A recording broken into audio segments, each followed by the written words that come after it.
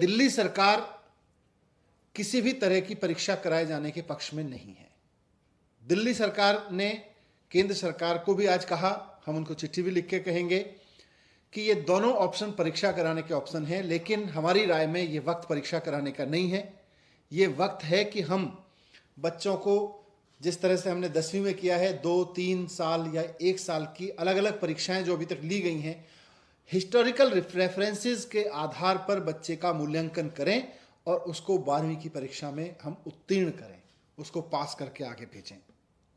अगर कोई बच्चा कहता है कि मुझे हिस्टोरिकल रेफरेंस के आधार पर पास नहीं होता है, तो जैसा हमने 10वीं में उसको ऑप्शन दिया है कि समय आने पर फिर हम उसकी परीक्षा कराएंगे और उसके मार्क्स को अपग्रेड कर देंगे। अगर कोई बच्चा कहता है कि मेरे नंबर कम आए हैं हिस्टोरिकल रेफरेंस से के आधार पर, मेरे नंबर्स तो ज़्यादा आते हैं अगर मैं परीक्षा देता तो मुझे परीक्षा देने का अवसर दिया जाए, तो सही समय आने पे उसको परीक्षा का अवसर देके उसके मार्क्स अपग्रेड किए जा सकते हैं। लेकिन 12वीं क्लास का ये कंटिन्यूस चलना उसके लिए भी खत्म हो, ऐसा हमने प्रस्ताव दिया है। मैंने ये भी रिक्वेस्ट किया है कि आज एग्जाम लेने वाली संस्थाओं, शिक्षा व्यवस्था की परंपराओं, ट्रेडिशनल कन्वेंशनल शिक्षा व्यवस्था, इसकी रूल्स एंड रेगुलेशंस को, इसकी परंपराओं को फॉलो करने के चक्कर में हम अपने बच्चों को कुर्बान नहीं कर सकते। हम अपने बच्चों की जान पे नहीं खेल सकते और हमें एक पेरेंट के रूप में सोचना होगा। हमें शिक्षा व्यवस्था के मुखिया के रूप में सोच के ये समय नहीं निकालना है।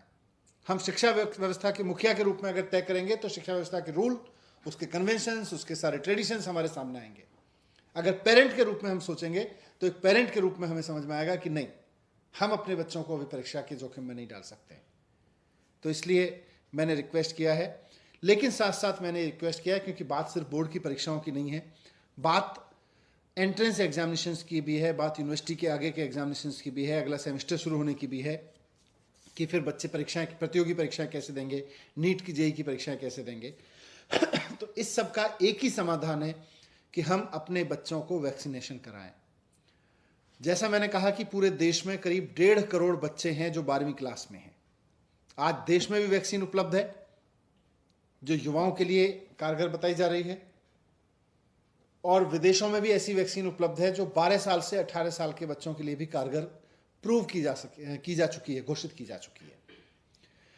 केंद्र सरकार से हमारा निवेदन है कि 1.5 करोड़ बच्चों के लिए और स्कूल के सारे टीचर्स के लिए, लगभग 1.5 करोड़ ही टीचर्स हैं, तो 1.5 करोड़ बच्चों के लिए और 1.5 करोड़ टीचर्स के लिए लगभग 3 करोड़ लोगों के लिए सबसे पहले वैक्सीन लेके आई जाए जो बच्चों के लिए लगाई जा सकती है, वैसी वैक्सीन। दुनिया में अभी फाइजर वैक्सीन का नाम आया है, अमेरिका में। फाइजर वैक्सीन के बारे में से हमने भी संपर्क किया था, तो उनके पास डोजेज तो हैं, लेकिन उन्होंने कहा कि भाई अभी हम केंद्र सरकार से ही बात कर रहे हैं। तो केंद्र सरकार ये जिम्मेदारी निभाए कि फाइजर से बात करके देश के 1.5 करोड़ बच्चों के लिए वैक्सीन लेके आए और उनको लगवाए।